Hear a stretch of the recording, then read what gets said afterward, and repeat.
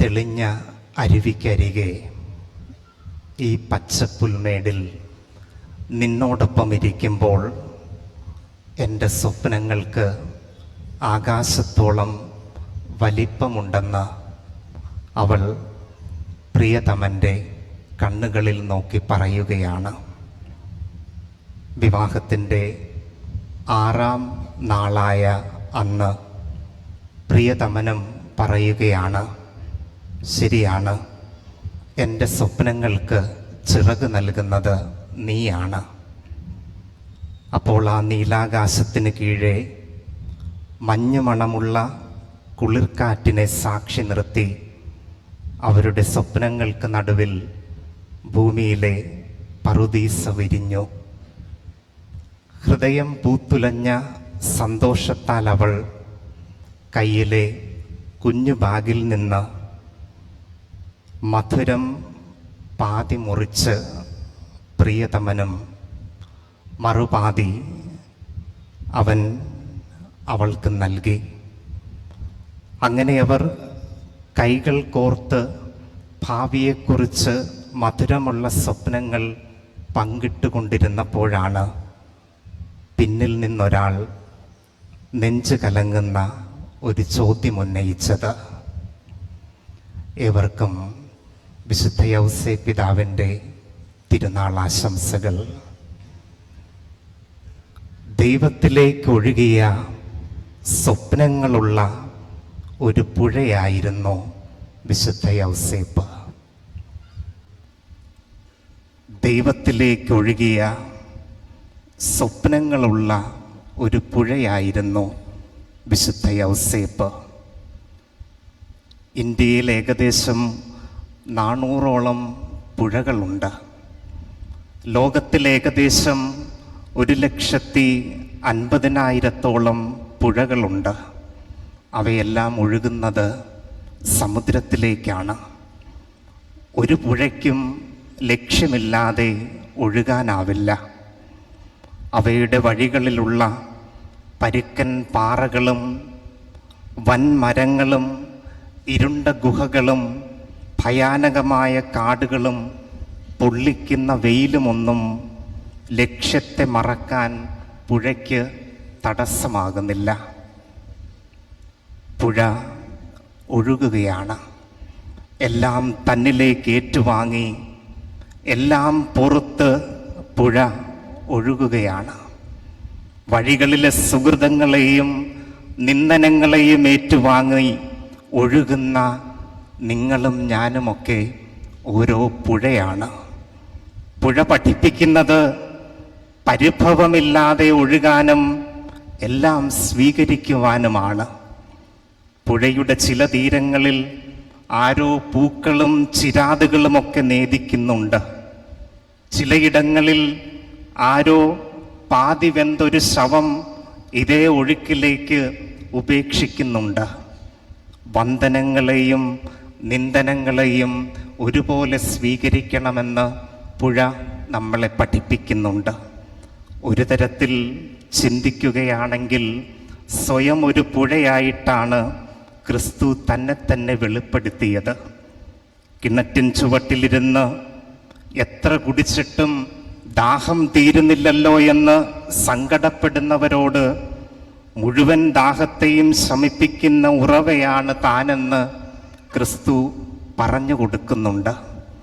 ഒരു കുരിശുമരണത്തിന് ശേഷം പോലും മരിച്ചവൻ്റെ നെഞ്ചിൽ നിന്ന് ഒരു പുഴ പോലെ ഒഴുകുന്നത് രക്തവും ജലവുമാണ് എന്ന് താൻ കണ്ടതായി യോഹന്നാൻ സാക്ഷ്യപ്പെടുത്തുന്നുണ്ട്. പ്രിയമുള്ളവരെ, ക്രിസ്തുവെന്ന പുഴയോട് ചേർന്ന് നിൽക്കുന്നവർക്ക് പുഴയായി തീരാനാവും. നമ്മിലേക്കെത്തുന്ന എല്ലാ വ്യാകുലതകളെയും ഒരുപോലെ സ്വീകരിച്ച് ഒഴുകാനാവും.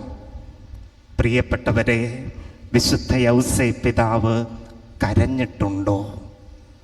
ഭൂമിയിലെ എല്ലാ മനുഷ്യരെയും പൊതിഞ്ഞു നിൽക്കുന്നതാണ് വ്യാകുലതകൾ, സങ്കടങ്ങൾ. വിശുദ്ധ യൗസേപ്പിൻ്റെ ജീവിതത്തിലും ഉണ്ടായിരുന്നു സങ്കടങ്ങൾ. എങ്കിലും ദൈവത്തെ ലക്ഷ്യം വെച്ച് ജീവിക്കുന്നവർ വ്യാകുല വഴികളിലും തളരാതെ ദൈവത്തിലേക്ക് ഒരു പുഴയായി ഒഴുകിക്കൊണ്ടിരിക്കുന്നു. അമലോത്ഭവ മാതാവിൻ്റെ സന്യാസ സമൂഹത്തിൽ ചേർന്ന ഫാദർ ഡൊമിനിക് കലോവെ വിശുദ്ധ യൗസേപ്പ് പിതാവിനെ കുറിച്ചുള്ള 7 വ്യാകുലങ്ങൾ തൻ്റെ പുസ്തകത്തിൽ പറയുന്നുണ്ട്. അതിലൊന്നാമത്തേത് മറിയത്തെ ഉപേക്ഷിക്കാൻ തീരുമാനിച്ചതാണ്. മറിയത്തിൻ്റെ പരിശുദ്ധാത്മാവിലുള്ള ഗർഭധാരണത്തോടുള്ള ആദരവ് നിമിത്തമാണ് അപ്രകാരം വിശുദ്ധ യൗസേപ്പ് ചിന്തിച്ചത്. ഈ വലിയ രഹസ്യത്തോട് ചേർന്ന് നിൽക്കുവാനുള്ള യോഗ്യത തനിക്കില്ലെന്ന് വിശുദ്ധ യൗസേപ്പ് പിതാവ് ചിന്തിച്ചു.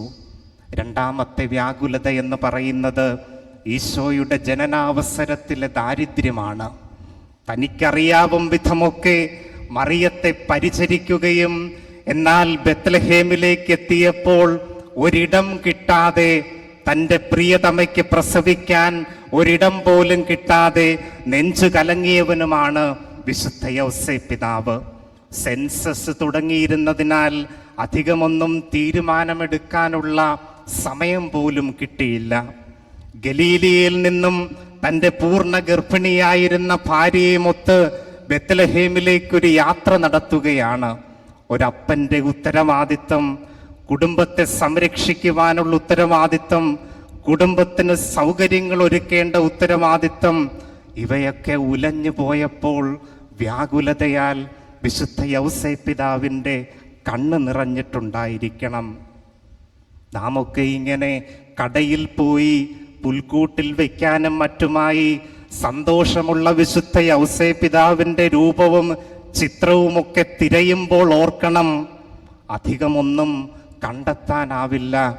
കാരണം സ്വന്തം മകനിങ്ങനെ കച്ചിപ്പുറത്ത് രാവിൻ്റെ കുളിരിൽ ഏങ്ങലടിച്ച് കരഞ്ഞു കിടക്കുമ്പോൾ യൗസേപ്പ് പിതാവിൻ്റെ മുഖത്ത് ദുഃഖത്തിൻ്റെ കാർമേഘങ്ങൾ എങ്ങനെ ഇല്ലാതിരിക്കും? മനസ്സ് മുഴുവൻ വേദനയുടെ ഏങ്ങലുകൾ എങ്ങനെ ഇല്ലാതിരിക്കും? ഒരു പിതാവും തൻ്റെ കുഞ്ഞ് വഴിയരികിലോ അരക്ഷിതത്വം നിറഞ്ഞ സാഹചര്യത്തിലോ പിറന്നു വീഴുവാൻ ആഗ്രഹിക്കുന്നില്ല. ഏറ്റവും സുരക്ഷിതമായ സ്ഥലത്ത് എല്ലാവിധ സൗകര്യങ്ങളോടും കൂടെ കുഞ്ഞ് പിറക്കണമെന്നാണ് അപ്പന്മാരുടെ ആഗ്രഹം. മൂന്നാമതായി വിശുദ്ധ യൗസേപ്പ് പിതാവിൻ്റെ വ്യാകുലത എന്ന് പറയുന്നത് ഈശോ പരിച്ഛേദനത്തിന് വിധേയപ്പെട്ടതാണ്. ഈശോയുടെ ആദ്യത്തെ രക്തം ചിന്തൽ. വേദന നിറഞ്ഞ ഈ സംഭവം വിശുദ്ധ യൗസേപ്പിൻ്റെ ജീവിതത്തിൽ തൻ്റെ കുഞ്ഞിൻ്റെ ഭാവി പീഡാസഹനവും മരണവുമൊക്കെയാണെന്ന് വെളിപ്പെടുത്തി കൊടുക്കുന്നുണ്ട്. ഒരുപക്ഷെ നിങ്ങളിൽ ആരെങ്കിലുമൊക്കെ പ്രതിരോധ കുത്തിവയ്പ്പുകൾ എടുക്കാനോ അല്ലെങ്കിൽ ചികിത്സയുടെ ഭാഗമായോ നമ്മുടെയൊക്കെ കുഞ്ഞുങ്ങളെ കുത്തിവെക്കുന്നതിന് സാക്ഷ്യം വഹിക്കേണ്ടി വന്നിട്ടില്ലേ? സത്യത്തിൽ ആ സിറിഞ്ച് തുളച്ചു കയറുന്നത് മാതാപിതാക്കളുടെ നെഞ്ചിലേക്ക് തന്നെയാണ്. നല്ലതിനാണെങ്കിലും ആ സൂചിയുടെ അഗ്രവും പിടയുന്ന കുഞ്ഞിൻ്റെ നിലവിളിയും ഒക്കെ ഒരുപക്ഷെ നമ്മുടെ നെഞ്ചിലേക്ക് തന്നെയാണ് തുളച്ചു കയറുന്നത്. സമാനമായ അവസ്ഥയിലൂടെയാണ് അന്ന് യൗസേപ്പ് പിതാവും കടന്നുപോയതും ആ അപ്പൻ ഹൃദയം പിടഞ്ഞതും. നാലാമത്തെ വിശുദ്ധ യൗസേപ്പിന്റെ വ്യാകുലം എന്ന് പറയുന്നത് ശിമയോന്റെ പ്രവചനമാണ്. ലൂക്ക 2:35 പരിശുദ്ധ മറിയത്തോട് നിന്റെ ഹൃദയത്തിലൂടെ ഒരു വാൾ തുളച്ചു കയറുമെന്ന് ശിമയോൻ പ്രവചിച്ചതാണ് പരിശുദ്ധ മറിയത്തിൻ്റെ 7 വ്യാകുലങ്ങളിൽ ഒന്ന് എന്ന് പറയുന്നത്. യൗസേപ്പ് പിതാവും കൂടെ നിന്ന് ഈ വാക്കുകൾ കേട്ടിട്ടുണ്ടായിരിക്കണം. ഇവിടെ ശിമയോൻ ഈശോയുടെ പീഡാസഹനങ്ങളെ പറ്റിയാണ് പ്രവചിക്കുന്നത്. തനിക്ക് നിസ്സഹായനായ തനിക്ക് ഈ മറിയത്തെ ഈ വാളിൽ നിന്നും തടയാനാവില്ല എന്ന സത്യം പോലും യൗസേപ്പ് പിതാവിനെ വ്യാകുലപ്പെടുത്തുന്നുണ്ട്. അഞ്ചാമത്തെ വ്യാകുലം എന്ന് പറയുന്നത് ഈജിപ്തിലേക്കുള്ള പലായനമാണ്. ഭയാനകമായ പലായനമായിരുന്നു. തിരുക്കുടുംബം ഏകാന്തമായ വഴികളിലൂടെ, പ്രക്ഷുബ്ധമായ കാലാവസ്ഥകളിലൂടെ, കൊള്ളക്കാരുടെ ആക്രമണങ്ങൾക്ക് നടുവിലൂടെ നടക്കുകയാണ്. മണ്ണിലുറയ്ക്കാൻ വേരുകളില്ലാത്ത മരമാണ് പ്രവാസി എന്ന് പറയാറുണ്ട്. സ്വന്തം നാട്ടിൽ പട്ടിണിയിൽ കഴിയും പോലെയല്ല അന്യദേശത്ത് അപ്രകാരം അനുഭവിക്കുന്നവർ. സഹായം ചോദിക്കാൻ ഒരാൾ പോലുമില്ലാത്ത അവസ്ഥ. ഈജിപ്തിലെ പ്രവാസകാലം ജോസഫിന്റെ വ്യക്തി ജീവിതത്തിലെ നിസ്സഹായതയുടെ നാളുകളായിരുന്നു. അടുത്ത 6ാമത്തെ വ്യാകുലമെന്ന് പറയുന്നത് ഈജിപ്തിൽ നിന്നുള്ള തിരിച്ചുവരവാണ്. ഏകാന്തദേശങ്ങളിലൂടെ കാൽനടയായി നടക്കുക എന്ന് പറയുന്നത് അത്ര എളുപ്പമുള്ള കാര്യമല്ല. അതുകൂടാതെ ബെത്ലഹേമിലേക്കുള്ള തിരിച്ചുവരവ് യൗസേപ്പ് പലപ്പോഴും ഭയന്നിരുന്നു. കാരണം ഹെറോദോസിന്റെ പുത്രൻ അർക്കലേവൂസ് ആയിരുന്നു അക്കാലങ്ങളിൽ നാട് ഭരിച്ചിരുന്നത്. ആയതിനാൽ ഗലീലയിലെ നസ്രത്തിലെ ചെറിയ പട്ടണത്തിലേക്ക് പോകുവാൻ യൗസേപ്പ് തീരുമാനിക്കുന്നു. യൗസേപ്പിന്റെ ജീവിതത്തിലെ 7ാമത്തെയും അവസാനത്തെയും വ്യാകുലം എന്ന് പറയുന്നത് യേശുവിനെ ദേവാലയത്തിൽ നഷ്ടപ്പെട്ടു പോകുന്നതാണ്. ബൈബിളിൽ വിശുദ്ധ യൗസേപ്പിനെ കുറിച്ചുള്ള അവസാനത്തെ പ്രതിപാദ്യമാണത്. തിരുക്കുടുംബം ജെറുസലേമിലേക്കുള്ള യാത്രയിലാണ്. ഈശോയ്ക്ക് 12 വയസ്സായപ്പോൾ ബന്ധുക്കളുടെയും കൂട്ടുകാരുടെയും ഒക്കെ കൂടെ യാത്ര പുരോഗമിക്കുന്നതിൽ വലിയ ആശ്ചര്യമൊന്നുമില്ല. തിരികെ യാത്രയിൽ എങ്കിലും ഈശോയെ കാണാതെയാവുന്നു. ഒരുപക്ഷെ വൈകുന്നേരം മക്കളുടെ സ്കൂൾ ബസ് പതിവിലും വൈകിയാൽ മുറ്റത്ത് കളിച്ചുകൊണ്ടിരിക്കുന്ന കുട്ടിയെ ഒരു നിമിഷ നേരത്തേക്ക് കാണാതെ വന്നാൽ നമ്മുടെയൊക്കെ ചങ്കിടിക്കാറില്ലേ? എങ്കിൽ മക്കളെ കാണാതെ പോകുന്നതോ? പ്രിയപ്പെട്ടവരെ, ഈ 7 കാര്യങ്ങളാണ് വിശുദ്ധ യൗസേപ്പ് പിതാവിന്റെ ജീവിതത്തിലെ 7 വ്യാകുലതകൾ എന്ന് പറയുന്നത്. വ്യാകുലതകൾ കണ്ടിട്ടുള്ളവരല്ല ഈ ദേവാലയത്തിലിരിക്കുന്നത്, വ്യാകുലതകൾ അനുഭവിച്ചിട്ടുള്ളവരാണ്. സഹനങ്ങൾ ഉണ്ടായിട്ടും അതൊക്കെ ഒരു കണ്ണുനീരിലൊതുക്കി വീണ്ടും ഈ ദേവാലയത്തിന്റെ പടികൾ ചവിട്ടിക്കയറിയവരാണ് ഞാനും നിങ്ങളുമൊക്കെ. ഇനിയും സഹനങ്ങൾ ഉണ്ടാകുമെന്നും വ്യാകുലതകൾ ഉണ്ടാകുമെന്നും ഉറപ്പുണ്ടായിട്ടും ചങ്ക് കുത്തി തുറക്കപ്പെട്ടവന്റെ ചങ്കിൽ നോക്കിക്കൊണ്ട് ചങ്കുറപ്പോടെ ജീവിക്കുന്നവരാണ് ഞാനും നിങ്ങളുമൊക്കെ. പലപ്പോഴും നമ്മൾ വിചാരിക്കുന്നത് ഈ വ്യാകുലതകളും വേദനകളുമൊക്കെ ഒരു ശാപമാണെന്നാണ്. ഒരുപക്ഷെ ഈ തിരുനാളിന്റെ തിരക്കുകൾക്കിടയിലും ചില വീടുകളിലെങ്കിലും തങ്ങളുടെ വിഭവങ്ങളുടെ രുചി കുറഞ്ഞു പോയിട്ടുള്ളവരില്ലേ? എല്ലാവരും പുതുവസ്ത്രങ്ങൾ അണിയുമ്പോൾ നമ്മൾ ഈ ദേവാലയത്തിലേക്ക് പുതുവസ്ത്രം അണിയാതെ വന്നിട്ടില്ലേ? തങ്ങൾക്ക് ഏറ്റവും പ്രിയപ്പെട്ടവരൊക്കെ നഷ്ടപ്പെട്ട ആരെങ്കിലുമൊക്കെ ഇവിടെ ഇരിപ്പുണ്ടെങ്കിൽ ഈ ജന്മത്തിൽ ഇനിയൊരിക്കലും എനിക്കൊരു പുതിയ ഭവനം പണിയാൻ സാധിക്കില്ല എന്നുറപ്പുള്ള ആരെങ്കിലുമൊക്കെ ഇവിടെ ഇരിപ്പുണ്ടെങ്കിൽ ഓർക്കണം, സഹനങ്ങളും വേർപാടുകളുമൊന്നും ഒരിക്കലും ഒരു ശാപമല്ല. ഒരു പുഴ പോലെ ദൈവത്തോടൊപ്പം ഒഴുകുമ്പോൾ ഉണ്ടാകുന്ന അനുഭവങ്ങൾ മാത്രമാണ്. വ്യാകുലതകളുടെ മഴപ്പെയ്ത്തിൽ ദൈവത്തോടൊപ്പം സ്വപ്നം കണ്ടവനാണ് വിശുദ്ധ യൗസേപ്പെന്ന് മറക്കരുത്. പ്രിയപ്പെട്ടവരെ, ചെണ്ട കൊട്ടിയും ബാൻഡുമേളമടിച്ചും കൊടിത്തോരണങ്ങൾ കെട്ടിയും നേർച്ചപ്പായസം വിതരണം ചെയ്തും പുതുവസ്ത്രങ്ങൾ അണിഞ്ഞും ഒരിക്കൽ തന്റെ തിരുനാൾ ജനമിങ്ങനെ കൊണ്ടാടുമെന്ന് വിശുദ്ധ യൗസേപ്പ് ജീവിതത്തിൽ ഒരിക്കൽ പോലും ചിന്തിച്ചു കാണില്ല. തന്റെ രൂപവും അലങ്കരിച്ച് ജനമിങ്ങനെ വഴിത്താരയിലൂടെ പ്രദക്ഷിണം നടത്തുമെന്നും മാലപ്പടക്കം പൊട്ടിക്കുമെന്നും വിശുദ്ധ യൗസേപ്പ് ജീവിതത്തിൽ ഒരിക്കൽ പോലും ചിന്തിച്ചു കാണില്ല. 30 വർഷം ക്രിസ്തുവുമായി മുഖാമുഖം ജീവിച്ചപ്പോഴും അഗസ്റ്റസ് ചക്രവർത്തിയുടെ കൽപ്പന പ്രകാരം പേരെഴുതിക്കുവാനായി നസ്രത്തിൽ നിന്ന് ബെത്ലഹേമിലേക്ക് 5 ദിവസം കൊണ്ട് 140 കിലോമീറ്റർ സഞ്ചരിച്ചപ്പോഴും താനിങ്ങനെ ഒരു പള്ളിയിൽ വിശുദ്ധനായി വാഴുമെന്ന് വിശുദ്ധ യൗസേപ്പ് പിതാവ് ഒരിക്കൽ പോലും ചിന്തിച്ചിട്ടുണ്ടായിരിക്കുകയില്ല. ദൈവപുത്രന്റെ അമ്മയുടെ ഭർത്താവായതും ദൈവപുത്രന്റെ വളർത്തുപിതാവായതും പിന്നീടൊരിക്കൽ ദൈവകുമാരന്റെയും പരിശുദ്ധ മറിയത്തിന്റെയും സാന്നിധ്യത്തിൽ മരണമടഞ്ഞപ്പോഴും തന്റെ രൂപം തൊട്ടുവണങ്ങി ആയിരങ്ങൾ നിർവൃതി അടയുമെന്ന് വിശുദ്ധ യൗസേപ്പ് ഒരിക്കൽ പോലും കരുതിയിട്ടുണ്ടാവില്ല. ചുരുക്കത്തിൽ സ്നേഹം, ദൈവത്തോടുള്ള സ്നേഹം, അതുമാത്രമാണ് വിശുദ്ധ യൗസേപ്പ് ഓരോ കർമ്മങ്ങളും ചെയ്തപ്പോൾ ജീവിച്ചത്. പ്രതിഫലം ആഗ്രഹിക്കാതെ സ്നേഹം വിളമ്പുന്ന ഉത്സവത്തിന്റെ പേരാണ് വിശുദ്ധ യൗസേപ്പ് എന്ന്. എന്തിനേറെ പറയുന്നു, ഉണ്ണീശോയുടെ പിറവിക്കായി യൗസേപ്പ് കാലിത്തൊഴുത്ത് വൃത്തിയാക്കിയതും നനഞ്ഞ വൈക്കോൽ ചൂടാക്കിയെടുത്ത് അമ്മയ്ക്കും മകനും കിടക്കാൻ സൗകര്യമൊരുക്കിയതും മൂലയിൽ കിടന്ന വിറകെടുത്ത് കത്തിച്ച് തണുപ്പകറ്റിയതും ഒരിക്കൽ ദീപാലങ്കാരത്തോടെ തന്റെ തിരുനാൾ ജനം നടത്തണമെന്ന് മനസ്സിൽ പോലും ചിന്തിക്കാതെയാണ്. പ്രതിഫലം ആഗ്രഹിക്കാതെ ദൈവത്തിലേക്കൊഴുകിയ ഒരു പുഴയായിരുന്നു വിശുദ്ധ യൗസേപ്പ്.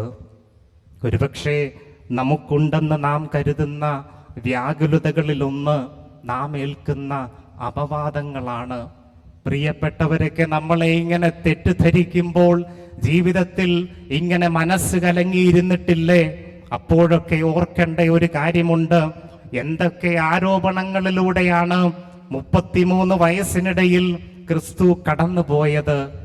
ഒന്ന്, അവനെ ഭോജനപ്രിയനെന്നാണ് വിളിച്ചത്. 40 ദിവസം പട്ടിണി കിടന്ന മനുഷ്യനെയാണ് ദാഹിക്കുമ്പോൾ വെച്ച് നീട്ടിയ നീർപ്പഞ്ഞി വേണ്ടെന്ന് പറഞ്ഞ് തട്ടിമാറ്റിയ മനുഷ്യനെയാണ് ഭോജനപ്രിയനെന്ന് വിളിച്ചത്. രണ്ടാമതായി വീഞ്ഞുകുടിയനെന്നാണ് ഈശോയെ വിളിച്ചത്. മൂന്നാമതായി പാപികളുടെയും ചുങ്കക്കാരുടെയും കൂട്ടുകാരനെന്നാണ് വിളിച്ചത്. നാലാമതായി നിയമലംഘകനെന്നാണ് വിളിച്ചത്. അഞ്ചാമതായി അവൻ ബേൽസെബൂലിന്റെ സ്നേഹിതൻ. ആറാമതായി പൈത്യക്കാരൻ, അതായത് അവന് ഭ്രാന്തുണ്ടെന്ന് അവൻ ജീവിച്ചിരുന്ന കാലം പോലും കരുതി. ഏതെങ്കിലുമൊക്കെ അപമാനങ്ങളുടെയും തെറ്റിദ്ധാരണകളുടെയും ഒക്കെ വേദനകളിലൂടെ കടന്നു പോകുമ്പോൾ വെറുതെ ഓർത്താൽ മതി, നമ്മുടെ പ്രിയപ്പെട്ട ക്രിസ്തുവും ഈ അവസരങ്ങളിലൂടെ, ഈ അനുഭവങ്ങളിലൂടെ കടന്നു പോയിട്ടുണ്ടോ എന്ന്. ഒരുപക്ഷെ നമുക്കുണ്ടാകുന്ന മറ്റൊരു നൊമ്പരമെന്ന് പറയുന്നത് പ്രിയപ്പെട്ടവരുടെയൊക്കെ വേർപാടാണ്. വേർപാടിന്റെ ഒരു ദിനം വരുമെന്ന് തിരിച്ചറിഞ്ഞ വ്യക്തിയാണ് വിശുദ്ധ യൗസേപ്പ് പോലും.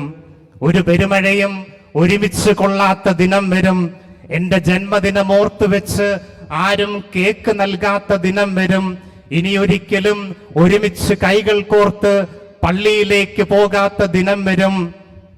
ഏതെങ്കിലും ഒരു ദിനം ഞാനും നിങ്ങളുമൊക്കെ ആരുടെയെങ്കിലും വേർപാടിൽ ഒറ്റപ്പെട്ടു പോകുമ്പോൾ ചിന്തിക്കണം, വ്യാകുലതകളുടെ നടുവിലും ദൈവത്തിലേക്കൊഴുകിയ ഒരു പുഴയാണ് വിശുദ്ധ യൗസേപ്പ് എന്ന്. പുഴ സഞ്ചരിക്കുകയാണ്. അതുപോലെ ദൈവവുമൊത്തുള്ള എൻ്റെ സഞ്ചാരമാണ് സ്വർഗമെന്ന് പറയുന്നത്. പുഴയുടെ ലക്ഷ്യം ദൈവമാണെന്ന് പറയുമ്പോൾ അതൊരു പരലോക അനുഭവമായി മാത്രം തെറ്റിദ്ധരിക്കരുത്. ജീവിതത്തിന് ശേഷമുള്ള അനുഭവമായി മാത്രം തെറ്റിദ്ധരിക്കരുത്.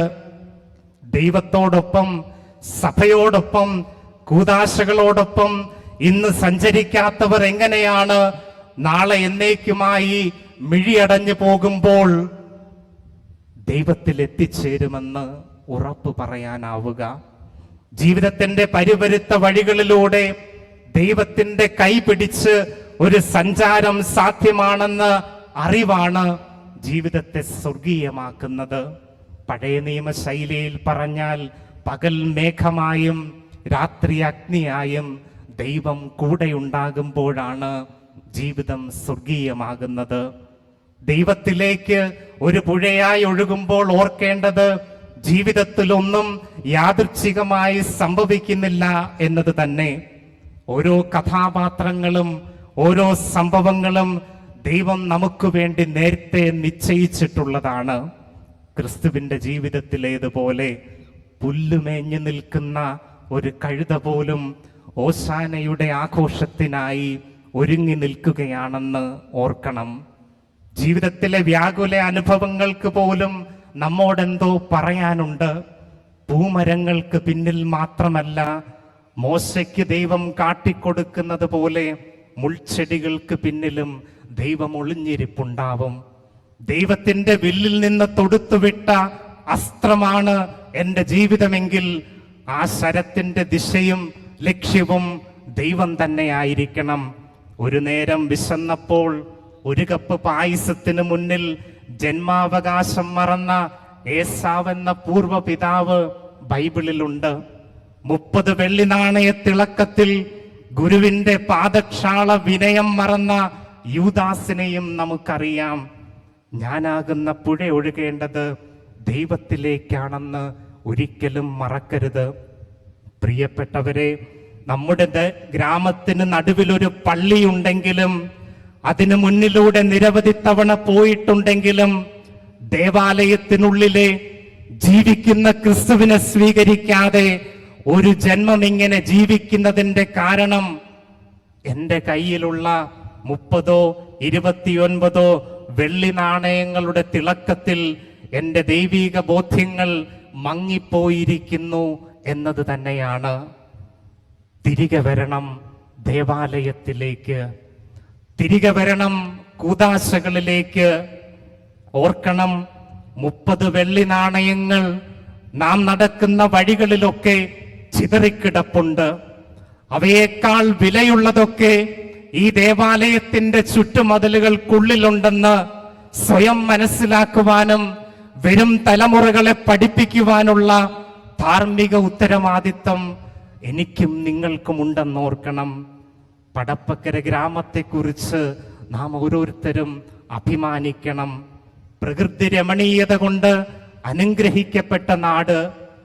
കഴിഞ്ഞ നാളുകളിൽ ഏറെ പ്രത്യേകിച്ച് എനിക്ക് തോന്നുന്നത് കഴിഞ്ഞ 2 പതിറ്റാണ്ട് കൊണ്ട് പ്രാർത്ഥനയുടെ ചൈതന്യത്തിൽ ജീവിക്കുന്നവരുടെ എണ്ണവും ആത്മാർത്ഥതയും സത്യസന്ധവുമായ അധ്വാനവും കൊണ്ട് ജീവിതത്തെ പടുത്തുയർത്തിയവരുടെ എണ്ണവും വേദന സഹിക്കുന്ന പ്രിയപ്പെട്ടവരെ ശുശ്രൂഷിക്കുന്നവരുടെ എണ്ണവും അതിയായി കൂടിയിട്ടുണ്ട് എന്നതിൽ നമുക്ക് അഭിമാനിക്കാം.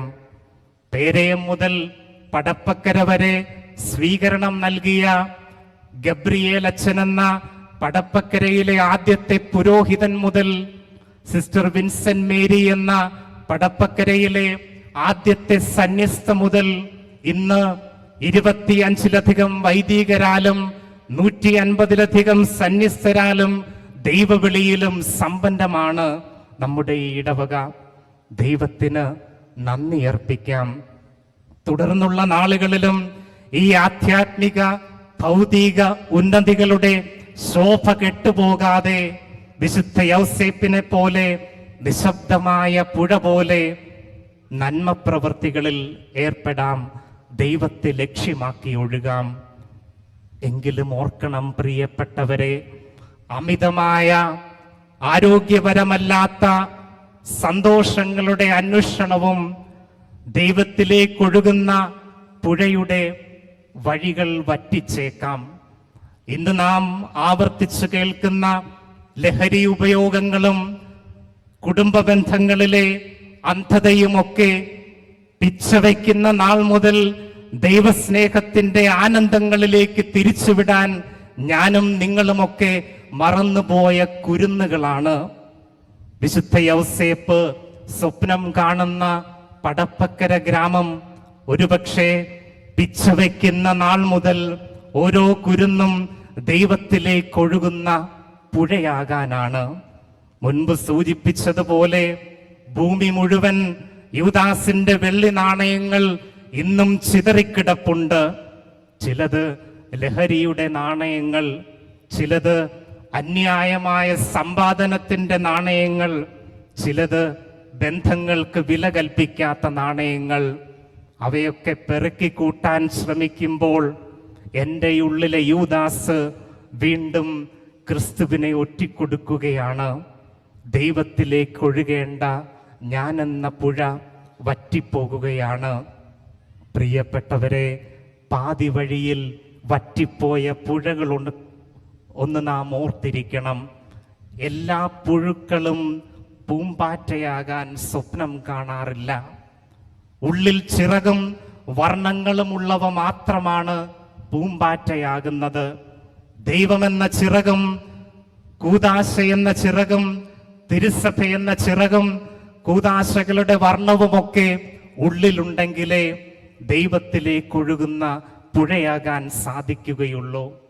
ഫ്രാൻസിസ് പാപ്പ പാത്രിസ് കോർദെ, അതായത് പിതൃഹൃദയത്തോടെ എന്ന അപ്പസ്തോലിക ലേഖനത്തിൽ വിശുദ്ധ യൗസേപ്പിനെ കുറിച്ച് ഇപ്രകാരമാണ് പറയുന്നത്: ആരാലും ശ്രദ്ധിക്കപ്പെടാതെ ജീവിച്ച വിശുദ്ധ യൗസേപ്പിൽ വ്യാകുല ഘട്ടങ്ങളിലെ മാർഗനിർശിയെ നമുക്ക് കാണാനാവും എന്ന്. ഇന്ന് മെയ് ദിനമാണ്, തൊഴിലാളി ദിനമാണ്.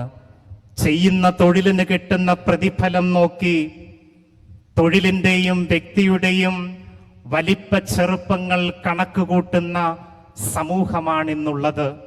എന്നാൽ പ്രതിഫലമോ ശമ്പളമോ അല്ല ഒരു തൊഴിലിനെ മറ്റൊരു തൊഴിലിൽ നിന്നും വലുതോ ചെറുതോ ആക്കുന്നത്. ദൈവം തനിക്ക് കരുതാനും സംരക്ഷിക്കുവാനും തന്നവരെ മരണം വരെ കരുതാനും സംരക്ഷിക്കുവാനും വിശുദ്ധ യൗസേപ്പിനെ പോലെ തയ്യാറാകുന്ന അധ്വാനിക്കുന്ന മനസ്സാണ് തൊഴിലിൻ്റെ മാഹാത്മ്യം വർദ്ധിപ്പിക്കുന്നത്. പ്രതിഫലമുള്ള ജോലികളോടുള്ള അമിതമായ ആവേശവും പ്രതിഫലമില്ലാത്ത ജോലികളോടുള്ള താല്പര്യക്കുറവും നമ്മെ ബാധിച്ചിരിക്കുന്ന ഒരു അസുഖം തന്നെയാണ്. ബാൻഡുമേളമടിച്ചും നേർച്ചപ്പായസം വിതരണം ചെയ്തും കൊടിതോരണങ്ങൾ കെട്ടിയും എന്റെയും നിന്റെയും തിരുനാൾ ഒരു നാൾ ജനം ആഘോഷിക്കണമെങ്കിൽ ഓർത്തിരിക്കേണ്ട ഒരു വചനഭാഗം ബൈബിളിലുണ്ട്. ലൂക്ക 10:8, നിങ്ങൾക്ക് വിളമ്പുന്നത് ഭക്ഷിക്കുവിൻ എന്ന്. ഈ തിരുനാളുകളുടെ തിരക്കുകൾക്കിടയിലും പ്രതിഫലമില്ലാത്ത ചില ജോലികൾ നമ്മളുടെ ഇടയിലുള്ളവർ ചെയ്യുന്നുണ്ട്. സ്വന്തം കൂരകളുടെ കീഴിൽ ചിലരൊക്കെ നെഞ്ചുരുകി പ്രാർത്ഥിക്കുകയും സഹിക്കുകയും ഒക്കെ ചെയ്യുന്നുണ്ട്. കിടപ്പിലായ അമ്മമാരെയും അപ്പന്മാരെയും ശുശ്രൂഷിച്ചുകൊണ്ട്, ബുദ്ധിമാന്ദ്യം സംഭവിച്ച മക്കളെ വളർത്തിക്കൊണ്ട്, രോഗിണിയായ ഭാര്യയെയും ഭർത്താവിനെയും ഒക്കെ സ്നേഹിച്ചുകൊണ്ട്, ഇവയൊക്കെയാണ് പ്രതിഫലം ലഭിക്കാത്ത, ദൈവത്തിൽ നിന്ന് മാത്രം ശമ്പളം ലഭിക്കുന്ന കർത്തവ്യങ്ങളെന്ന് മനസ്സിൽ കുറിച്ചിട്ടിരിക്കാം. പ്രിയപ്പെട്ടവരെ, നമ്മളൊക്കെ മനുഷ്യരാണ്. നമ്മിൽ ദൈവമുണ്ട്. നമ്മിലെ ദൈവത്തിന് സ്വപ്നങ്ങളുണ്ട്. വ്യാകുലതകളുടെ ഇടയിൽ ആ ദൈവിക സ്വപ്നങ്ങൾ തകർന്നു പോകാതെ സൂക്ഷിക്കുക.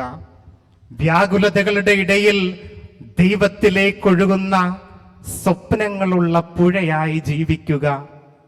My heart is restless until it rests in you. അങ്ങിൽ അലിയുവോളം എൻ്റെ ആത്മാവ് അസ്വസ്ഥമാണെന്ന് പറഞ്ഞത് സെന്റ് അഗസ്റ്റിൻ തൻ്റെ ആത്മകഥയിലാണ്. ഞാനാകുന്ന പുഴ ഒഴുകി എത്തിച്ചേരേണ്ട ലക്ഷ്യം ദൈവമാണെന്ന ബോധ്യം ഓരോ വിശുദ്ധർക്കും ഉണ്ടായിരുന്നു.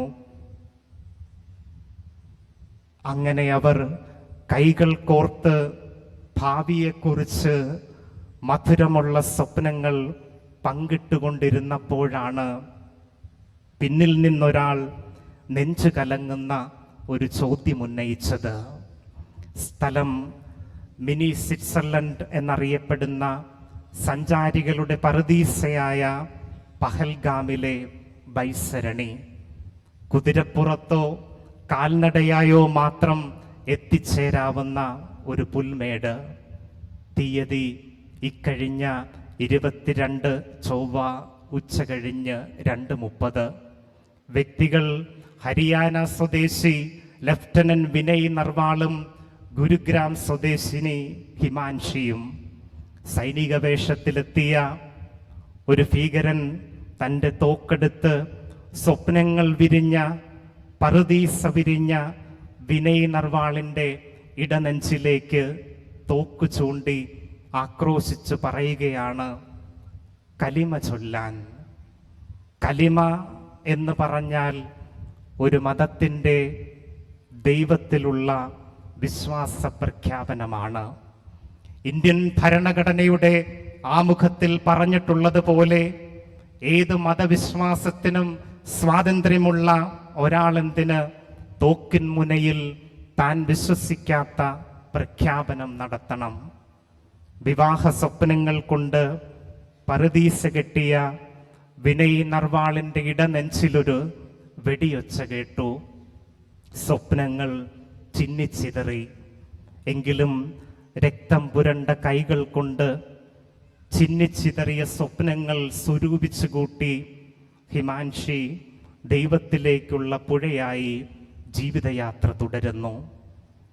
നമ്മൾ തിരഞ്ഞെടുത്ത വിശ്വാസം നാം ഇപ്പോൾ സ്വാതന്ത്ര്യത്തോടുകൂടി പ്രഖ്യാപിക്കാൻ പോകുമ്പോൾ ഓർത്തിരിക്കാം, വിശുദ്ധ യൗസേപ്പിനെ പോലെ വ്യാകുലതകളാൽ ജീവിത സ്വപ്നങ്ങൾ ചിന്നിച്ചിതറുമ്പോഴും തളരാതെ ദൈവത്തിലേക്കൊഴുകേണ്ട സ്വപ്നങ്ങളുള്ള പുഴയാകണം ഞാനെന്ന്. ദൈവത്തിലേക്കൊഴുകിയ സ്വപ്നങ്ങളുള്ള ഒരു പുഴയായിരുന്നു വിശുദ്ധ യൗസേപ്പ്.